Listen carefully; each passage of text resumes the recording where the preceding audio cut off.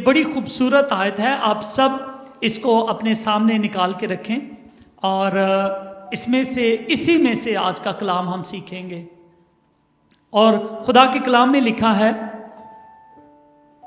पस ए मेरे अजीज भाइयों, साबित कदम और कायम रहो और खुदावंद के काम में हमेशा अफजाइश करते रहो, क्योंकि ये जानते हो कि तुम्हारी मेहनत खुदावंद में बेफायदा नहीं है। हालेलुया, वाह।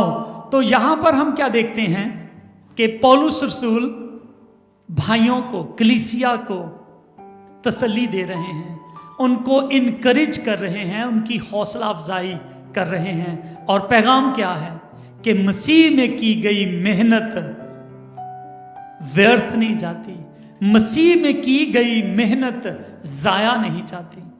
ये वो पैगाम आज हमें कलीसियाओं को, उस वक्त की कलीसिया को और आज की कलीसिया को देना चाहता है।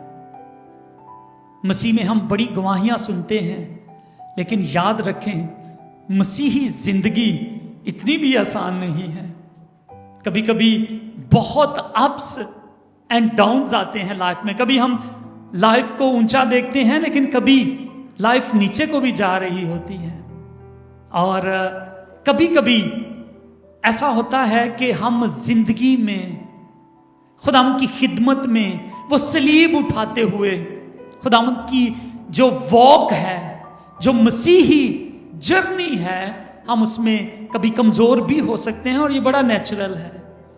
जब यीशु मसीह सलीब उठाकर गलगता पहाड़ की तरफ जाते थे तो हमने देखा कि वो गिर जाते थे कभी, लेकिन वो गिरकर पड़े ही नहीं रहते थे, बल्कि वो फिर उठते थे, अपनी सलीब उठाते थे और आगे बढ़ते थे। तो हम इंसान हैं, वो मसीहा था, लेकिन हम अपनी जिंदगी में बड़ी दफा गिर सकते हैं। बल्कि कभी कभी क्या हो जाता है, हम बोर हो जाते हैं खुदावंद के कलाम में से पढ़ पढ़ के, मसीही जिंदगी बसर कर कर के। मैं आपको सच कहता हूं कि ये एक्सपीरियंस एक पास्टर भी करता होगा कि वो बोर हो जाए मसीही जिंदगी से कभी, लेकिन हमें इसकी परवाह नहीं करनी। कभी कभी हम थक जाते हैं काम के बोझ की वजह से। बहुत सारी मीटिंग्स हैं, काम है, कलाम है, दुआएं हैं, और थक जाते हैं। कभी कभी हम बीमार हो सकते हैं, कभी हम डिस्करेज हो सकते हैं, कभी हम डिसअपॉइंट हो सकते हैं। और इनके पीछे एक वजह होती है। पता है हम थक क्यों जाते हैं? हम खुदावंद का काम करके नहीं जाते। थकते हम उस वक्त हैं कि जब हम बड़ी मेहनत करें और कोई नजर ही ना करे, जब हम टायरलेसली खुदावंद में वक्त दें और कोई उसकी कदर ना करे, जब हमारी सच्चाई, हमारे इंसाफ, हमारी मेहनत की बजाय आगे से लोग एक्यूजेशन करें, आगे से इल्जाम लगाएं हमारे ऊपर, ये चीजें थका देती हैं। ऐसा होता है खिदमत के दौरान में। कभी कभी हम चर्च में बड़ी खिदमत कर रहे हैं और कोई हम पे नोटिस ही नहीं कर रहा होता। ये चीजें हमें डिस्करेज कर देती हैं। ऐसा होता है हमारी जिंदगियों के अंदर, और ये चीजें हमें हिला देती हैं, हमारे फेथ को हिला देती हैं। और हमने इस दुनिया में ऐसे लोगों को देखा जिनकी शुरुआत तो बड़ी अच्छी हुई, लेकिन अंजाम बुरा हुआ। मैं आपको एक आजकल की बात बताता हूं। इंडिया पाकिस्तान की जंग में एक नाम को बड़ी इज्जत दी जा रही है, और पता है उस बंदे का नाम क्या है? कामरान मसीह। कामरान बशीर और कामरान मसीह दो नाम इस्तेमाल हो रहे हैं। तो उसको बड़ी इज्जत दी जा रही है कि वो पायलट है और वो जहाज इंडिया में गया, उसने अपने टारगेट को तबाह किया, और फिर इतने सारे वो जो डिफेंस सिस्टम लगे हुए थे उनमें से गुजर कर वो वापस भी आ गया और पूरा पाकिस्तान उसको सल्यूट कर रहा है, उसको वो कंधों पर उठाकर वो लिए फिरते हैं।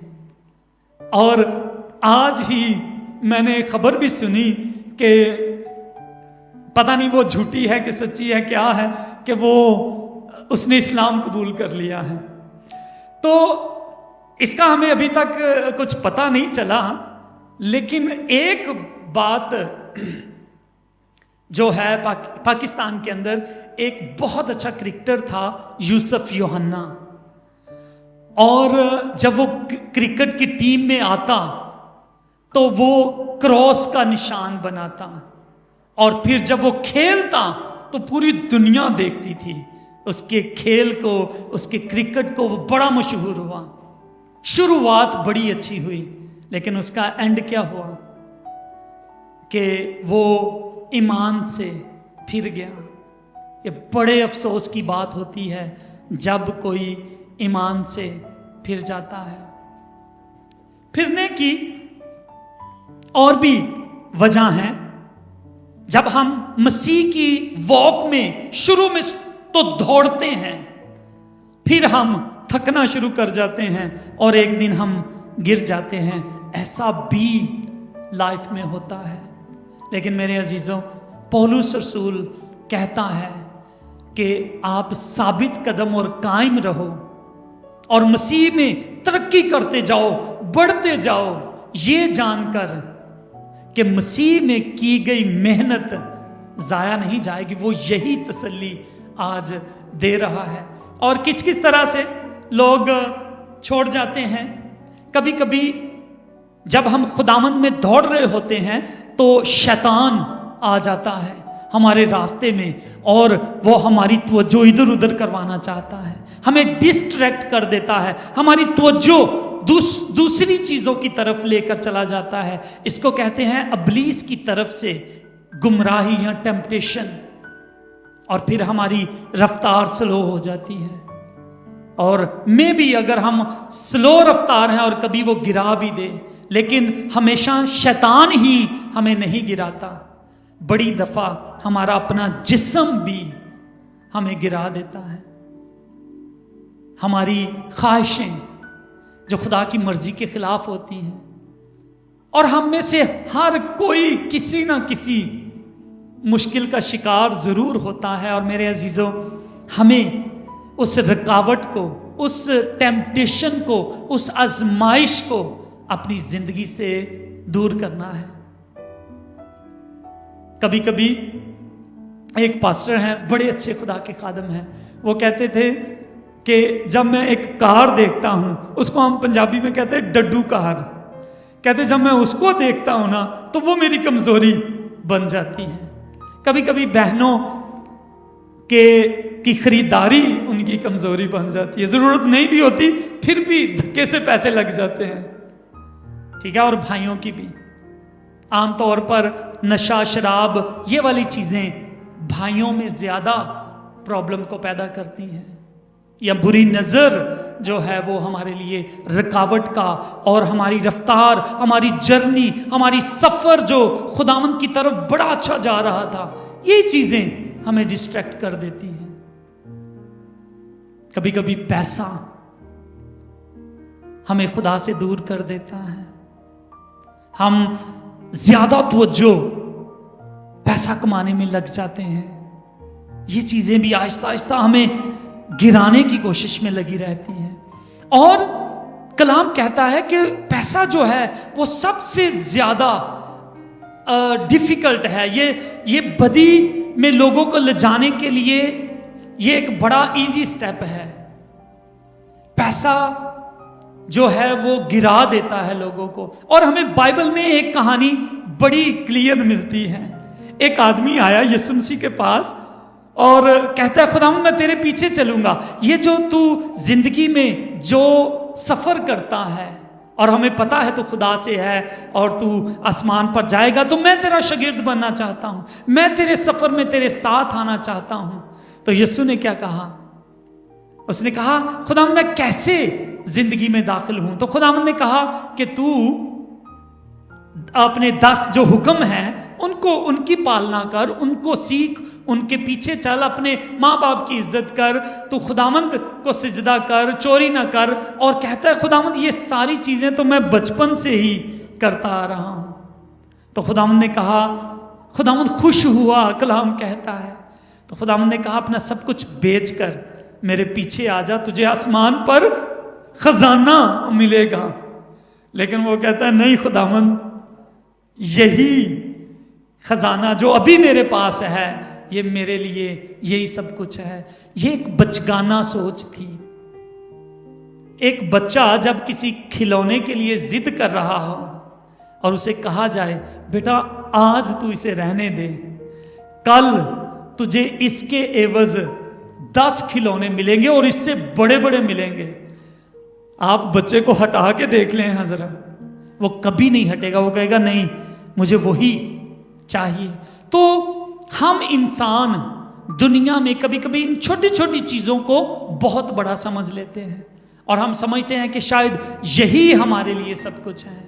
लेकिन मेरे अजीजों, पैसा धोखा दे सकता है, हमारी वॉक को कमज़ोर कर सकता है। कभी कभी हम दुआ करते हैं और वो दुआ में देरी हो जाती है और फिर हम डोल जाते हैं।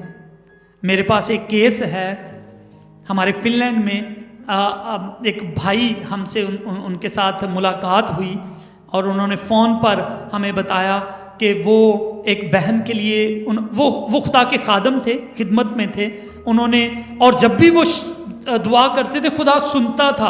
और एक दिन उन्होंने एक बहन के लिए दुआ की और वो बहन शिफा नहीं पाई, वो मर गई। और उसने क्या किया कि खुदा से नाराज़गी इख्तियार की। तो मेरे अजीज़ों, वही जो बीमारी उस औरत को थी वो उस आदमी को भी, उस भाई को भी लग गई। कभी कभी जब हमारी दुआ सुनी नहीं जाती या खुदा अपनी मर्जी करता है उस दुआ के दौरान में, या खुदा उस में भी उस बहन को उठा लेना चाहता था, जब हम अपनी जिद को पूरा करना चाहते हैं और खुदा की मर्जी को नहीं, तो फिर हम मुश्किल में फंस जाते हैं, हम ईमान से गिर सकते हैं। तो हमें खुदा के वफादार बनकर रहना है और दुनिया की फिक्रें, दुनिया का लालच हमें दबाने ना पाए। हम खुदावंद की वॉक में, खुदावंद के सफ़र में, उस जर्नी में हम आगे बढ़ते जाएं। और कभी कभी हम बहुत सारा ट्रस्ट जो है वो लोगों पर करते हैं। हमारा भरोसा खुदा पर नहीं लेकिन लोगों पर होता है। हमारा भरोसा खुदा पर नहीं पास्टरों पर होता है कि वो हमारे लिए कुछ करेगा, ठीक है। लेकिन मेरे अजीजों, खुदा ने अपने लोगों को खड़ा तो किया है लेकिन काम कौन करता है? खुदा काम करता है।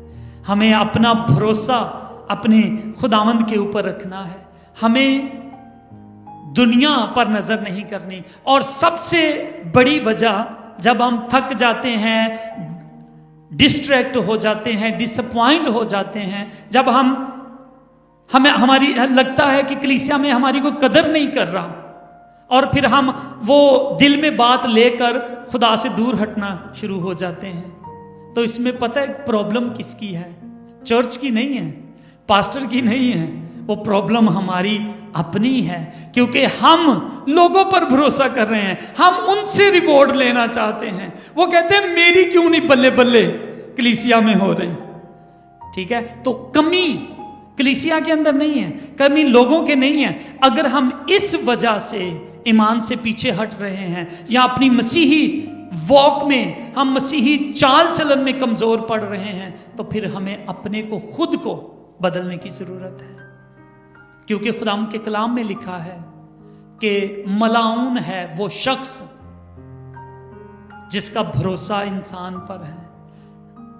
अब मलाउन पता है क्या, पंजाबी में बड़ा डाडा लफ्ज है उसके लिए, लानती है वो बंदा जिसका भरोसा इंसान पर है, जो इंसान से इज्जत चाहता है, जो जो जो चाहता है कि यहाँ मेरे लिए जो है वो इज्जत नहीं है, यहाँ पैसा नहीं है, यहाँ मैं कुछ नहीं हूं, तो वो फिर तलाश करता है इधर उधर तो खुदावंद कहता है मलाउन है वो शख्स जिसका भरोसा इंसान पर है और वो बशर को अपना बाजू जानता है और जिसका दिल खुदावंद से बरगश्ता हो जाता है। तो जो ईमान से फिर जाए वो बंदा बदबख्त है। वो जो मसीह को छोड़कर वो पैसे को उसने अपना सब कुछ समझ लिया, वो बदबख्त है ऐसा इंसान।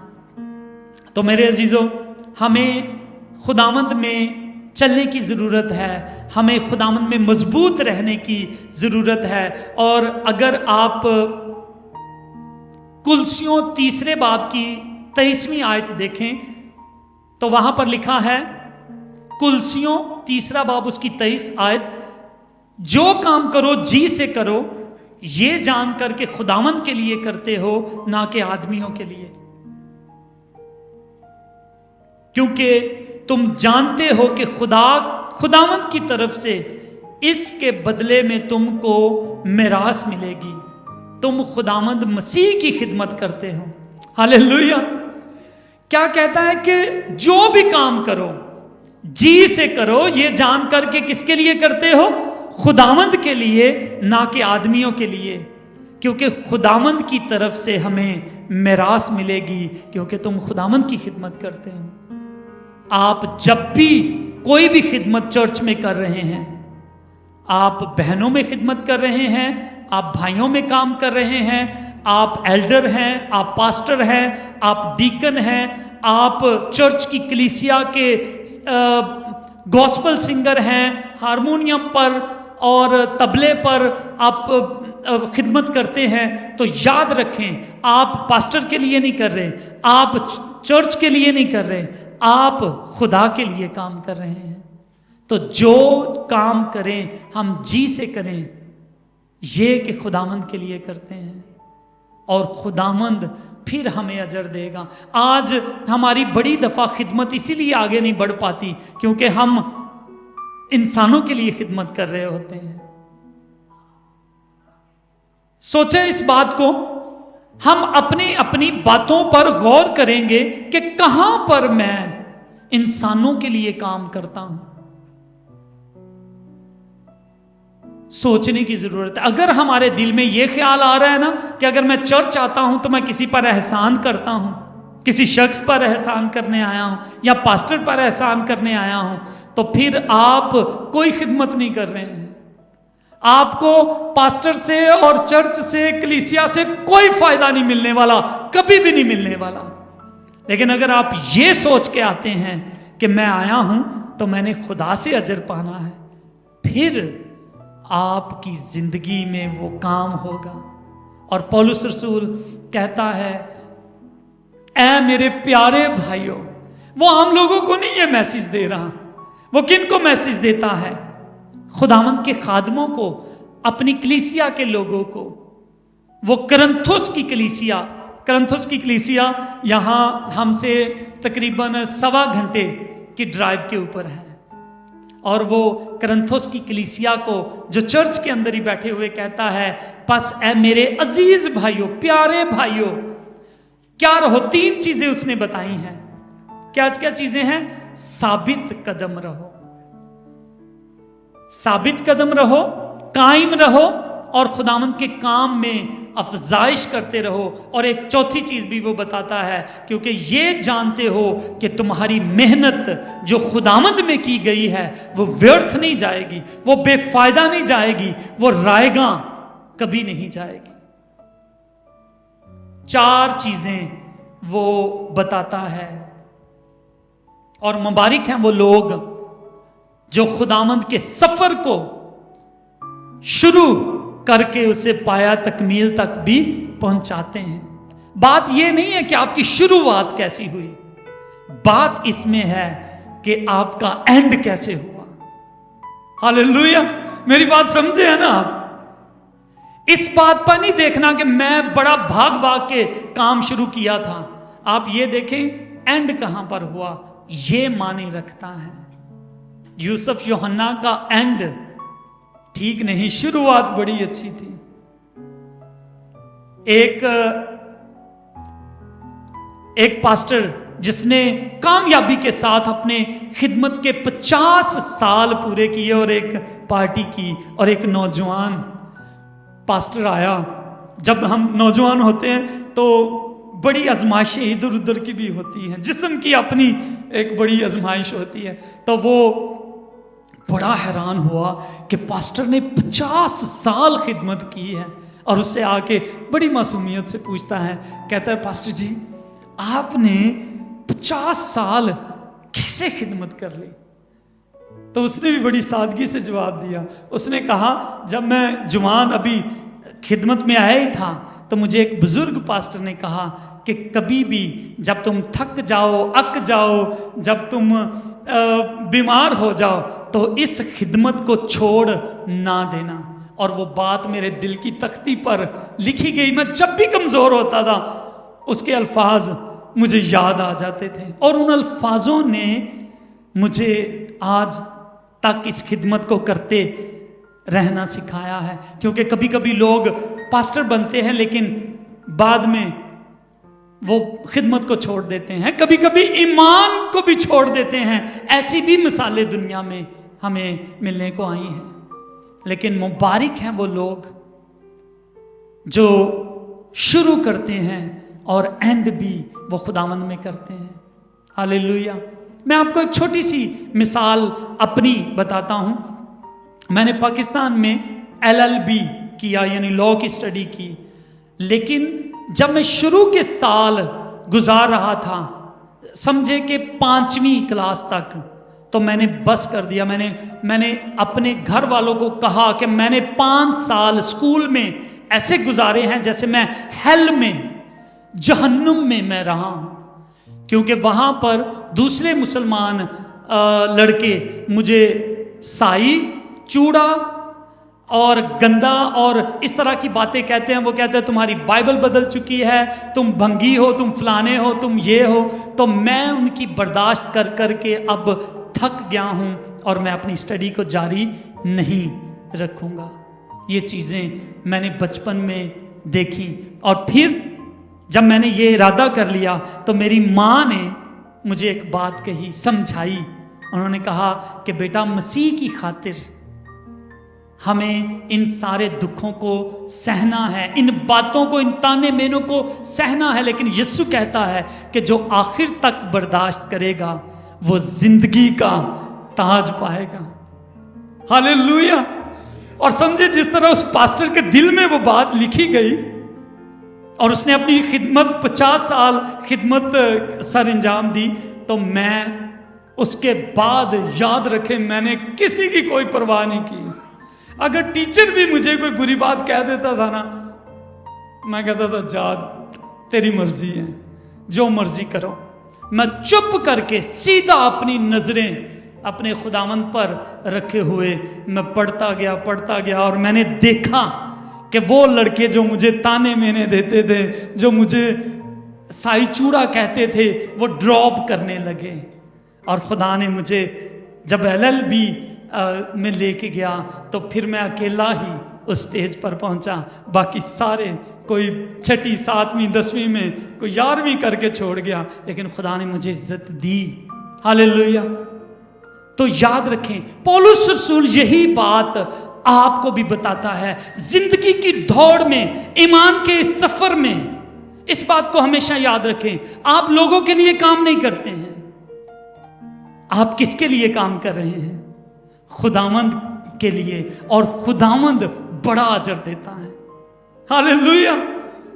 खुदावंद वाकई बड़ा अजर देता है। और आज आपने बड़ी दफा मुझे यह कहते सुना होगा कि मैं I am the happiest person in this world. मैं दुनिया में खुश किस्मत तरीन शख्स हूं और वन ऑफ देम हूं, उनमें से एक हूं। मेरी खुशी का प्याला लबरेज होता है, जैसे दाऊद कहता है। और वो इसलिए नहीं है कि मेरे पास बड़ा बंगला गाड़ी है, मेरे पास ये है वो है, ये चीजें नहीं। मेरे अंदर जो उसने पीस और मेरे अंदर जो खुशी रख दी है वो काबिले बयान है, उसके लिए अल्फाज नहीं है, जो वो हमारे अंदर खुशी को रखता है। और मेरे अजीजों, पौलुस रसूल इनकरेज करता है, कहता है 3 बातें बल्कि 4 बातें याद रखो कि ऐ मेरे भाइयों साबित कदम रहो। साबित कदम क्या होता है? इसका मतलब है कि बी स्ट्रॉन्ग, मजबूत हो जाना है। आपके कदम चट्टान के ऊपर हैं और वो चट्टान कौन है? यीशु मसीह है। और अब उस चट्टान से हटना नहीं है, चाहे तूफान आ जाए, आंधी आ जाए, इधर कुछ भी हो रहा हो, आप अड़े और खड़े रहें और मैं वक्त पर तुम्हें सरफराज करूंगा। हमें मजबूत हो जाना है मेरे अजीजों, साबित कदम रहना है, अड़े और खड़े रहना है, तो खुदावंद वक्त पर हमें सरफराज करेगा। इंग्लिश में बड़ा प्यारा लफ्ज है बी स्टेडफास्ट, फेथफुल रहें खुदा के साथ, आखिर तक वफादार रहें, तो खुदावंद हमें जिंदगी का ताज देगा। जब शुरुआत अच्छी की है तो एंड उससे भी ज्यादा अच्छा हो। पौलुस रसूल क्या कहता है? जो टारगेट खुदा ने मुझे दिया है, जो मंजिल मुझे दी है, मैं उसकी तरफ कैसे जाता हूं? आहिस्ता आहिस्ता, कि नहीं, भाग कर जाता हूं। कहता मैं उसकी तरफ दौड़ा हुआ जाता हूं। और खुदावंद कहता है कि खुदा अपने लोगों को उकाबों के से पर देगा। हालेलुया। फिर आप दौड़ेंगे नहीं, उड़ेंगे खुदावंद के नाम में। बस बात यह है, साबित कदम रहें, डगमगा ना जाएं। ये ना कहें हाय खुदा ने मेरी दुआ ही नहीं सुनी तो चल मैं किते होर ट्राई कर लेना। ऐसे नहीं, मजबूत रहें, इंतजार करें, वो सुनेगा। और अगर वो ना भी सुने तो वो मेरा परमेश्वर है। हालेलुया। वो सुनेगा जरूर, मैं आपको कहता हूं। सदरक, मिशक और अबदनगो ने क्या कहा? उसने कहा, जब बादशाह कहता है कि अगर तुमने इस मूरत के सामने ना झुका तो मैं तुम्हें आग की भट्टी में डाल दूंगा, वो कहने लगे बादशाह हमारा ईमान है कि हमारा खुदा आग की भट्टी में से भी निकालने की कुदरत रखता है। लेकिन उन्होंने आगे बड़ी खूबसूरत बात कही, अगर वो ना भी निकाले तो हम फिर भी तेरे आगे नहीं झुकेंगे। तो हम क्या देखते हैं? जब उन्हें आग में फेंका गया तो खुदा बचाने के लिए आ गया। हालेलुया। वो सुनता है। लेकिन आप लफ्जों में कह सकते हैं, खुदावंद तू मुझे शिफा दे ना दे, तू मेरा परमेश्वर है, तू, मैं तुझ में अड़ा और खड़ा रहूंगा, मैं आखिर तक बर्दाश्त करूंगा और जिंदगी का ताज पाऊंगा। इसके बाद दूसरे नंबर पर वो कहता है कि कायम रहो। कायम का रहना के लिए इंग्लिश में जो लफ्ज था वो है बी इमूवेबल, यानी कि आपने मूव नहीं करना। ये नहीं है कि आप आज इधर हैं और कल हमने आपको उधर खड़े हुए देखा है। जो खिदमत आपको दी गई है उसको वफादारी के साथ निभाएं। आप देखें खुदावंद ने क्या कहा है, तुम दुनिया के नूर हो। और नूर का एक एग्जाम्पल मैं आपको इस तरह से देता हूं, समंदर एक दुनिया की तरह है। बाइबल में इसकी मिसाल दी गई है। समंदर क्या है? एक दुनिया है, एक संसार है। और उस संसार के अंदर, उस समंदर के अंदर एक लाइट हाउस होता है। देखा है किसी ने लाइट हाउस? समंदर में एक मीनार सा बना होता है और मीनार के ऊपर एक लाइट होती है। और वो लाइट क्या बताती है? कौन बताएगा? क्या करती है वो लाइट? जहाजों को रास्ता दिखाती है। और अगर वो टावर जो है एक दिन इधर हो और अगले दिन वो उस कोने में जाके लग जाए तो जहाजों के साथ क्या होगा? मंजिल नहीं मिलेगी, वो तो भटकते फिरेंगे बेचारे। तो इसी तरह अगर हम भी डामाडोल हैं तो फिर समझे ना तो हमें खुद पता चलेगा कि हमारी खिदमत क्या है और ना हम किसी दूसरे को बचा पाएंगे। ये बड़ी समझदारी की बात है अगर आप इसको समझ पाए तो। खुदावंद खादमों को कह रहा है, खुदावंद कलीसिया के लोगों को कह रहा है कि तुम दुनिया के नूर हो और अपने नूर को चमकाओ ताकि लोग तुम्हारे नूर से फायदा उठाएं, लोग तुम्हारे चानन में अपनी जिंदगियां बसर कर सकें और मेरी तरफ आ सकें। और जो लोग ऐसे नहीं हैं, जो लोग डामाडोल हो जाते हैं, उनके लिए यहूदा के खत में बड़ी प्यारी आयतें लिखी गई हैं। वो कहता है कि वो लोग बेपानी के बादल हैं जिन्हें हवा उड़ाए फिरती है।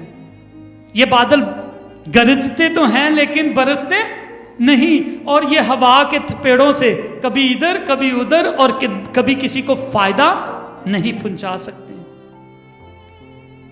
यहूदा कहता है, यहूदा के खत में लिखा है कि वो पानी की लहरों के वो छल है जो पानी की लहरों से कभी इधर और कभी उधर होती है। हाँ, और ये आवारा गर्द सितारे हैं, रोशनियां तो हैं लेकिन आवारा गर्द हैं। पता नहीं चलता कि ये किस स्ट्रीट के लिए बनाए गए हैं, किस गली में इन्होंने रोशनी देनी थी, ये अपनी खिदमत को नहीं पहचान रहे।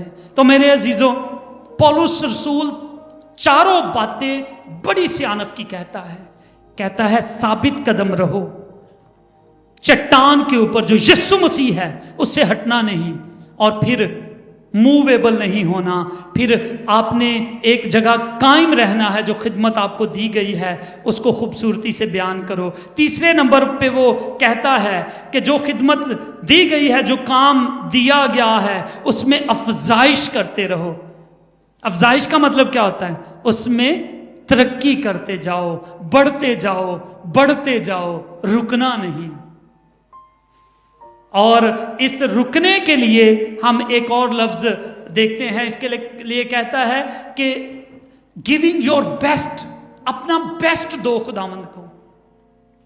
Abound in the work of the Lord, खुदावंद के काम में तरक्की करो। और तरक्की में पता क्या है? दूसरे लफ्जों में अपना बेस्ट आपने खुदावंद को देना है, अपना बेस्ट खुदावंद को देना है। लाचारी के साथ नहीं, दलेरी के साथ, फराख दिली के साथ। अगर आपको खिदमत दी गई है कि आपने खुदा ने पैसा दिया है कि आप पैसे से खिदमत करें, तो लाचारी से नहीं, खुशी से खुदावंद की खिदमत करनी है। अगर आपको गाने का है तो खुशी से गाएं, खुदावंद के लिए गाएं। और बेस्ट देने में यह भी है कि आप ये सोचें, ये नहीं कि खुदा मुझे क्या पसंद है, ये देखें कि खुदावंद को क्या पसंद है। इससे मैं आपको एक मिसाल देता हूं। जब काइन और हाबल ने कुर्बानी की तो किसकी कुर्बानी कबूल हुई? हाबल की। और हाबल की कुर्बानी पता है क्या? उसने ये सोचा, उसने ये नहीं सोचा कि मुझे कौन कौन सी चीजें पसंद है, मैं अपनी फसल के पेड़ को इधर उधर की चीजों के बेस्ट दूं। उसने ये देखा कि क्या मैं ऐसा खुदावंद के हुजूर कुर्बानी दूं कि उसे पसंद आए। तो उसने सोचा इसके ऊपर, और सोच समझकर उसने इसको ने याद किया होगा कि मेरा बाप ने, आदम और हवा ने जब गुनाह किया तो क्या किया उन्होंने? एक कुर्बानी दी थी खुदा ने उनके लिए। तो खुदा को यकीनन कुर्बानी पसंद होगी, और उसने अपने रेवड़ में से एक मेमना लिया और उसको कुर्बान किया। हालेलुया। और कलाम कहता है खुदा ने उसकी कुर्बानी को पसंद किया। तो मेरे अजीजों, आप भी अपना बेस्ट खुदावंद को दें। वो नहीं बुढ़ापा जो अब आपको भी पसंद नहीं है वो खुदा को दे दो, अपनी जवानी खुदावंद को दो। ये बेस्ट है जो हम खुदा को दे सकते हैं। नौजवानों के लिए बेला ने कहा कि हम उनके लिए बड़ी दुआ कर रहे हैं। तो नौजवान अपनी जवानी का बेस्ट हिस्सा खुदावंद को दें, तो खुदावंद भी आपको अव्वल पोजीशन पर रखेगा, आपको बेस्ट देगा अपने नाम की खातिर। हालेलुया। अपना बेस्ट हमें खुदावंद को देना है, और अगर हम उसमें खिदमत करेंगे तो याद रखें कि वो अजर देने में वो पीछे नहीं हटता। और जब वो देता है तो पंजाबी में हम क्या कहते हैं? छप्पर फाड़ कर देता है। वो कहते हैं मैं अपने फ्लड हेमनली फ्लड गेट्स ओपन कर दूंगा। फ्लड गेट्स क्या होता है? पहले तो होते हैं ना बारिश थोड़ी, वो फ्लड गेट्स, वो हम खजाने हमारे ऊपर से निछावर कर देगा अगर हम उसमें खिदमत करते हैं। यूहन्ना की इंजील में लिखा है, यीशु कहता है कि अगर तुम खुदावंद की खिदमत करोगे, अगर तुम मेरे पीछे चलोगे तो बाप तुम्हारी इज्जत करेगा। हालेलुया। सोचें, दुनिया से इज्जत की परवाह ना करें कि मुझे चर्च में कितनी इज्जत मिलती है। आप ये देखो, बाप, मेरा आसमानी बाप मुझे कितनी इज्जत दे रहा है। अगर हम उससे अजर को रिसीव करेंगे तो वो वक्त पर हमें ब्लेस करेगा। अपने अपने वक्त का इंतजार करें। खुदा किसी की तरफदारी नहीं करता। आप जिस चीज के हकदार हैं वो उसने देनी ही देनी है। यूसुफ के 12 भाई थे और वो छोटों में से एक था, ठीक है, उससे छोटा बस एक था और वो 11वें नंबर पर आता था। लेकिन जब वो खुदा के साथ वफादार था तो वक्त पर खुदा ने उसे सरफराज किया और वो अपने भाइयों को बचाने का सबब बना। दानिएल की वफादारी देखें, वो तख्त पलटते जाते थे, लेकिन दानिएल जब बचपन में खुदा के साथ वफादार रहा, जवानी में वो वफादार रहा, उसकी खिदमत करता रहा, तो हम देखते हैं कि खुदा ने उसको भी बादशाह के साथ तख्त पर बिठाया। तो खुदा अजर देता है मेरे अजीजों, और उसका अजर छोटा मोटा नहीं है। हम इस जिंदगी की 70 साल भी पता नहीं चलता कब जिंदगी किस मोड़ पर खत्म हो जाए, और हम बड़ी परवाह करते हैं, हाय मैनू कुछ हो ना जाए, बड़ी फिक्र करते हैं हम अपने जिस्म की। लेकिन मेरे अजीजों, अपने ये जिस्म एक दिन खत्म हो जाना है। आप खुदा की बादशाही की फिक्र करें, उस जिंदगी की फिक्र करें जो हमेशा की जिंदगी है। हालेलुया। इस जमीन के लिए ना बोएं, आसमान के लिए बोएं।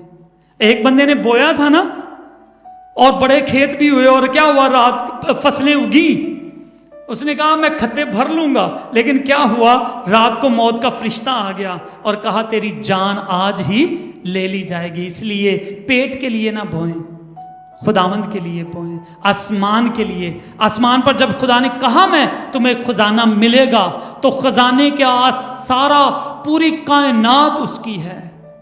हीरे जवाहरात चांदी सोने की कसरत है खुदावंद के घर में, और वो सब उन्हीं का है जो उसके साथ वफादार रहते हैं, जो आखिर तक वफादार रहते हैं। आज हम सारी जिंदगी इसी डर में गुजार देते हैं कि हाय जे मैं बपतिस्मा ले लिया ते लोग की कहेंगे, लोग की कहेंगे। इसी कैद में हम मर जाते हैं, और बाद में जब आंख खुलती है तो जहन्नम में फिर उस वक्त मौका नहीं है।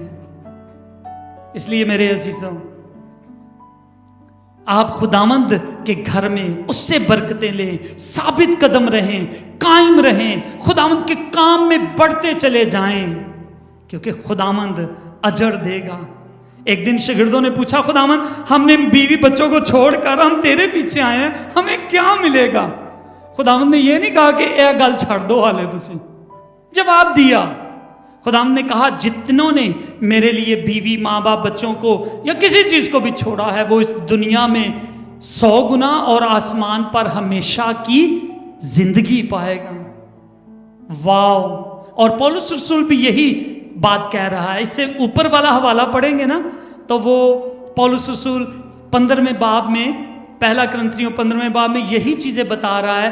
कहता है मेरे अजीजों, एक वक्त आएगा कि हम जो मसीह में मर चुके हैं ना, वो जिंदा हो जाएंगे, जो मर चुके हैं। लेकिन जो जिंदा होंगे, हम मरेंगे नहीं, बल्कि हम बदल जाएंगे और जलाली बदन पहनकर हम खुदावंद के पास जाएंगे। हमेशा की जिंदगी हमारी होगी, और दौलत भी बेशुमार। वहां पर कोई काम करने की जरूरत नहीं है। आज यहां पर हम काम कर करके थक जाते हैं, लेकिन वहां पर आराम है, हमेशा का आराम है, पीस है, खुशियां हैं, खुदा है, उसकी मोहब्बत है, इबादत है। फिर ऐसी महफिलें रोज लगा करेंगी। हालेलुया। और थोड़े नहीं, बेशुमार लोग, मुख्तलिफ अफ्रीकन, अरबी, चाइनीज, फिनलैंड के लोग, पता नहीं कहाँ कहाँ से, जिनको हम जानते भी नहीं, वो कौमें भी आके खुदावंद की इबादत हमें इकट्ठे करेंगे। ये वंडरफुल टाइम होगा। इसलिए पौलुस रसूल की बातें बड़ी खूबसूरत हैं, तसल्ली देता है। और मैं आज सच कहता हूं, काश कि आज ये बात आपके दिल में उतर जाए। मसीह में जिंदगी बड़ी वंडरफुल है। अगर नहीं आपको यकीन आता तो ये बहन जो आज आई हैं, जो खत्री फैमिली से थी और आज भी शायद आपकी फैमिली उसी मसीह में नहीं है, आज भी नहीं है, लेकिन उनकी जिंदगी में खुदा ने बड़ा काम किया है।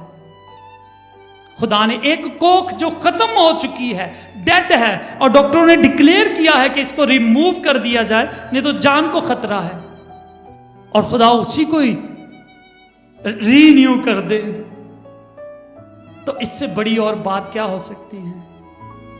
चले, आपने सुना होगा पास्टर साहब रोज अपनी कहानी सुनाना शुरू हुआ, मैं डिप्रेशन 2 साल है, ये तो शायद कितने ना कितने झूठ बोल दे होंगे, लेकिन ये बहन जो आज भी उनका माँ बाप अभी उसी ईमान में है, लेकिन उसकी जिंदगी में जब खुदा ने काम किया तो वो दिलेरी के साथ बताती है।